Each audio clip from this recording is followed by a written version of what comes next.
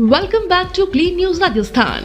चलिए देखते हैं राजस्थान की 15 फटाफट बड़ी खबरों को। राजस्थान की खेती में निवेश बढ़ाने की तैयारी, ग्राम 2026 से मिलेगा वैश्विक मंच। राजस्थान सरकार कृषि क्षेत्र में निवेश बढ़ाने के लिए बड़ा कदम उठाने जा रही है। मुख्यमंत्री भजनलाल शर्मा के नेतृत्व में ग्लोबल राजस्थान एग्रीटेक मीट ग्राम 2026 का आयोजन किया जाएगा।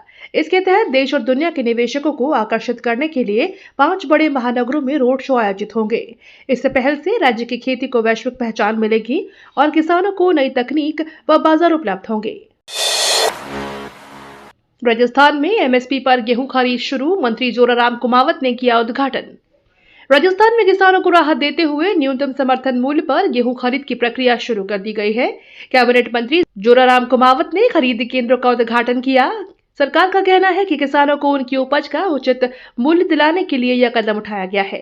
खरीद केंद्रों पर आवश्यक व्यवस्थाएं सुनिश्चित की जा रही हैं ताकि किसानों को किसी तरह की परेशानी न हो। राजस्थान के 26 जिलों में हाई अलर्ट, एसआई परीक्षा को लेकर पुलिस सतर्क।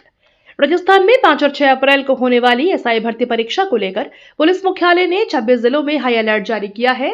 डीजीपी ने सुरक्षा व्यवस्था को लेकर सख्त निर्देश दिए हैं। परीक्षा केंद्रों पर कड़ी निगरानी रखी जाएगी ताकि किसी भी तरह की गड़बड़ी या नकल की कोशिश को रोका जा सके। पुलिस और प्रशासन पूरी तरह मुस्तैद नजर आ रहा है। राजस्थान में बेमौसम बारिश से फसलें प्रभावित, 7 अप्रैल को फिर मौसम बदलेगा। राजस्थान में मौसम का असामान्य पैटर्न देखने को मिल रहा है। बेमौसम बारिश ने किसानों की फसलों को भारी नुकसान पहुंचाया है, जिससे उनकी उम्मीदों पर पानी फिर गया है। मौसम विभाग के अनुसार 7 अप्रैल को एक और पश्चिमी विक्षोभ सक्रिय होगा, जिससे फिर से मौसम में बदलाव आएगा। किसानों को सतर्क रहने और फसलों की सुरक्षा के उपाय करने की सलाह दी गई है। फसल खराबे की सूचना 72 घंटे में दे, वरना नहीं मिलेगा बीमा लाभ। राजस्थान में किसानों के लिए बड़ा अपडेट सामने आया है। अब फसल खराबे की सूचना 72 घंटे के भीतर देना अनिवार्य कर दिया गया है। यदि तय सीमा में जानकारी नहीं दी गई तो किसानों को बीमा योजना का लाभ नहीं मिलेगा।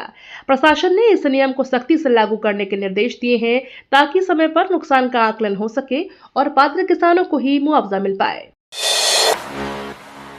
एसआई भर्ती 2021 रद्द, हाईकोर्ट की खंडपीठ ने सिंगल बेंच फैसले पर मुहर। एसआई भर्ती 2021 मामले में राजस्थान हाईकोर्ट की खंडपीठ ने बड़ा फैसला सुनाया है। कोर्ट ने सिंगल बेंच के उस निर्णय को बरकरार रखा जिसमें 28 अगस्त 2025 को भर्ती परीक्षा रद्द कर दी गई थी। चयनित अभ्यर्थियों ने इस फैसले को चुनौती दी थी, लेकिन खंडपीठ ने इसकी याचिका खारिज कर दी। इस फैसले के बाद अभ्यर्थियों में निराशा है, वही भर्ती प्रक्रिया को लेकर एक बार फिर सवाल खड़े हो गए हैं। राजस्थान में खेतों में होगी बांस की खेती, 12 जिलों में शुरू होगी नई योजना। राजस्थान में किसानों की आय बढ़ाने के लिए अब बांस की खेती को बढ़ावा दिया जाएगा। राष्ट्रीय बेम्बू मिशन के तहत 12 जिलों में यह योजना लागू की जाएगी। इसका उद्देश्य कृषि वानिकी को मजबूत करना और किसानों को अतिरिक्त आय के अवसर देना है। सरकार का मानना है कि बांस की खेती से पर्यावरण संरक्षण के साथ ग्रामीण अर्थव्यवस्था को भी मजबूती मिलेगी। राजस्थान में स्कूलों की मनमानी पर सख्ती, किताब और यूनिफॉर्म बिक्री पर कड़ी निगरानी। राजस्थान में प्राइवेट स्कूलों की मनमानी पर अब शिक्षा विभाग सख्त हो गया है। किसानों और यूनिफॉर्म की जबरन बिक्री को लेकर मिल रही शिकायतों के बाद राज्य भर में जांच के आदेश दिए गए हैं। नई गाइडलाइन के तहत स्कूलों की गतिविधियों पर नजर रखी जाएगी। इसका उद्देश्य अभिभावकों पर बढ़ते आर्थिक बोझ को कम करना और शिक्षा व्यवस्था में पारदर्शिता लाना है। टोंक की नई कलेक्टर टीना डाबी बोली, आमजन को राहत देना पहली प्राथमिकता।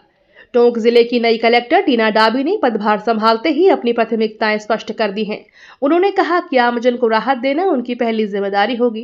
प्रशासनिक कार्यों में पारदर्शिता और त्वरित समाधान पर जोर दिया जाएगा। उन्होंने अधिकारियों को निर्देश दिया कि जनता की समस्याओं को गंभीरता से सुना जाए और उनका जल्द निस्तारण किया जाए ताकि लोगों को बेहतर प्रशासनिक सेवाएं मिल सके। अलवर में 6000 हेक्टेयर पर बसेंगी नई कॉलोनियां, लेकिन योजना में कई चुनौतियां।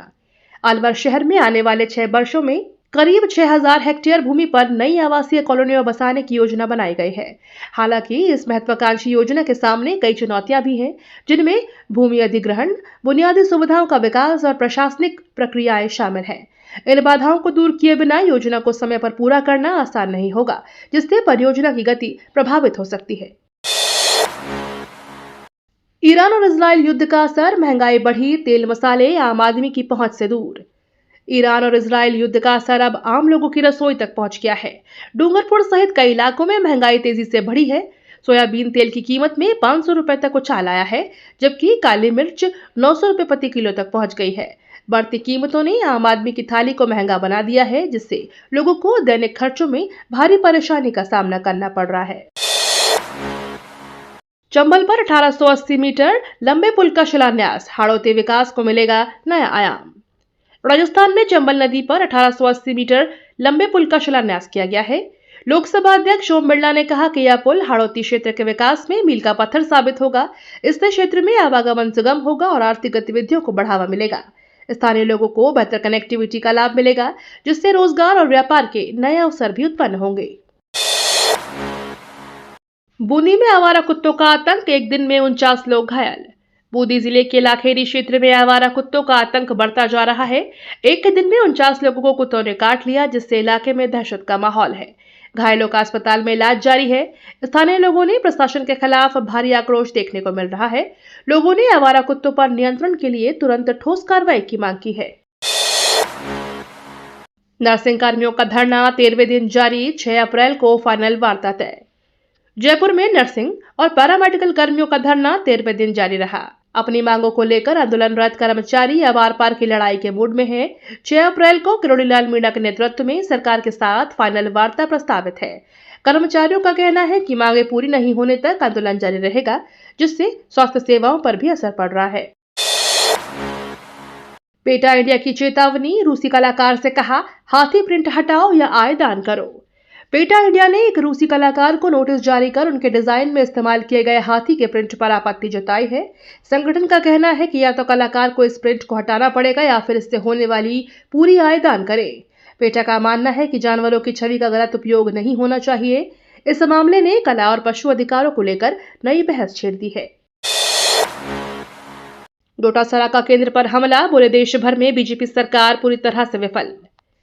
राजस्थान कांग्रेस के प्रदेश अध्यक्ष गोविंद सिंह डोटासरा ने केंद्र सरकार पर तीखा हमला बोला है। उन्होंने कहा कि पूरे देश में बीजेपी का शासन पूरी तरह से विफल साबित हुआ है। डोटासरा ने महंगाई, बेरोजगारी और किसानों की समस्याओं को लेकर सरकार को घेरा। उन्होंने आरोप लगाया कि जनता से किए गए वायदे पूरे नहीं हुए, जिससे आम लोगों में निराशा का माहौल है। भाजपा स्थापना दिवस पर शक्ति प्रदर्शन की तैयारी, 12 अप्रैल तक होंगे कार्यक्रम। भाजपा स्थापना दिवस को इस बार बड़े स्तर पर मनाने की तैयारी की जा रही है। पार्टी इसे शक्ति प्रदर्शन के रूप में पेश करेगी। 12 अप्रैल तक विभिन्न कार्यक्रमों की विस्तृत योजना तैयार की गई है। कार्यकर्ताओं को सक्रिय करने और संगठन को मजबूत बनाने पर विशेष जोर रहेगा। इस दौरान रैलियां, बैठकें और जनसंपर्क अभियान भी चलाए जाएंगे, जिससे पार्टी अपनी ताकत दिखा सके। डेयरी सेक्टर को मिलेगा बढ़ावा, सरस को राष्ट्रीय ब्रांड बनाने की तैयारी तेज। ग्रामीण अर्थव्यवस्था को मजबूत करने के लिए सरकार डेयरी सेक्टर पर विशेष फोकस कर रही है। सरस को राष्ट्रीय स्तर का ब्रांड बनाने की दिशा में बड़ा फैसला लिया गया है। साथ ही मिलावट पर जीरो टॉलरेंस की नीति अपनाने और डेयरी इंफ्रास्ट्रक्चर को मजबूत करने के निर्देश दिए गए हैं। इस पहल से किसानों और दुग्ध उत्पादकों की आय बढ़ेगी और उपभोक्ताओं को शुद्ध उत्पाद मिल सकेंगे। राजस्थान में एएनटीएफ का बड़ा एक्शन, 175 दिन में 563 करोड़ की ड्रग्स जब्त। Rajasthan anti narcotics task force ने ड्रग्स सिंडिकेट के खिलाफ बड़ी कार्रवाई करते हुए 175 दिनों में 563 करोड़ रुपए की ड्रग्स जब्त की है। आईजी विकास कुमार के नेतृत्व में टीम ने 258 बड़े ऑपरेशन किए, जिनमें 45 तस्करों को गिरफ्तार कर सलाखों के पीछे पहुंचाया गया। इस सख्त कार्यवाही से ड्रग माफियाओं में हड़कंप मच गया है और राज्य में नशे के खिलाफ अभियान को बड़ी सफलता मिली है। ओम बिरला बोले, गेहूं खरीद लक्ष्य से दोगुनी होगी, बारदाने की कमी पर नाराज। लोकसभा अध्यक्ष ओम बिरला ने कहा कि प्रदेश में इस बार गेहूं की खरीद लक्ष्य से दोगुनी की जाएगी। उन्होंने बारदाने की कमी पर नाराजगी जताते हुए अधिकारियों को व्यवस्थाएं सुधारने के निर्देश दिए। बिरला ने कहा कि किसानों को किसी भी तरह की परेशानी नहीं होनी चाहिए और खरीद प्रक्रिया सुचारू रूप से चलनी चाहिए, ताकि उन्हें उनकी उपज का पूरा लाभ मिल सके। भरतपुर में अवैध कब्जों पर चला बुलडोजर, ट्रस्ट जमीन से दुकानों और गोदामों का सफाया। भरतपुर में नगर निगम ने अवैध कब्जों के खिलाफ बड़ी कार्रवाई करते हुए ट्रस्ट की जमीन पर बनी दुकानों और गोदामों को ध्वस्त कर दिया। 10 दिन का नोटिस देने के बाद प्रशासन ने सख्त कदम उठाया। इस कार्रवाई से इलाके में हड़कंप मच गया। अधिकारियों का कहना है कि आगे भी अवैध निर्माण के खिलाफ अभियान जारी रहेगा और सरकारी व ट्रस्ट की जमीन को कब्जा मुक्त कराया जाएगा। ईरान और इजरायल युद्ध का असर, राजस्थान से निर्यात ठप, इंडस्ट्री ने मांगी राहत। ईरान इजरायल युद्ध का असर अब राजस्थान के उद्योगों पर भी दिखाई देने लगा है। अंतर्राष्ट्रीय हालात बिगड़ने से निर्यात गतिविधियां प्रभावित हो गई हैं और कई सेक्टर के काम ठप पड़ गया है। इससे उद्योगों को भारी नुकसान उठाना पड़ रहा है। इंडस्ट्री से जुड़े संगठनों ने सरकार से राहत पैकेज की मांग की है ताकि इस संकट के दौर में कारोबार को संभाला जा सके। गोडावण संरक्षण में सफलता, ब्रीडिंग सेंटर में 3 नए चूजों का हुआ जन्म। राजस्थान में गोडावण संरक्षण को बड़ी सफलता मिली है। ब्रीडिंग सेक्टर में 3 नए चूजों का जन्म हुआ है, जिसमें इनकी संख्या बढ़कर 76 हो गई है।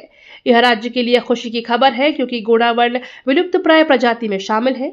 वन विभाग इस प्रजाति को बचाने के लिए लगातार प्रयास कर रहा है और यह उपलब्धि उसी दिशा में एक अहम कदम मानी जा रही है। जयपुर की वंदे मातरम रोड होगी हाईटेक, 6 महीनों में बदलेगी पूरी तस्वीर। जयपुर की वंदे मातरम रोड को हाईटेक बनाने के लिए जेडीए ने बड़ा प्लान तैयार किया है। इस सड़क का रीडेवलपमेंट कर इसे आधुनिक सुविधाओं से लैस किया जाएगा। परियोजना का उद्देश्य सड़क को आधुनिक, सुरक्षित और आकर्षक बनाना है, जिससे दुर्घटनाओं में कमी आए। जेडीए के अनुसार अगले 6 महीनों में इस सड़क की तस्वीर पूरी तरह से बदल जाएगी और लोगों को बेहतर यातायात सुविधा मिलेगी। बूंदी में कर्मचारियों का अनोखा विरोध, मांगों को लेकर कलेक्ट्रेट में बने मुर्गा। बूंदी सामान्य चिकित्सालय के संविदा और प्लेसमेंट कर्मचारियों का गुस्सा शनिवार को खुलकर सामने आया। महिला सुरक्षा, वेतन कटौती और एजेंसी की मनमानी के विरोध में कर्मचारियों ने पहले अस्पताल में प्रदर्शन किया, फिर कलेक्टर आवास के बाहर धरना दिया। सुनवाई नहीं होने पर वे कलेक्ट्रेट पहुंचे और मुर्गा बनकर अनोखा विरोध जताया, जिससे प्रशासन पर दबाव बनाने की कोशिश की गई। ये तो थी राजस्थान की बड़ी खबरें। रोजाना सबसे पहले अपडेट पाने के लिए क्लीन न्यूज राजस्थान को अभी सब्सक्राइब करें।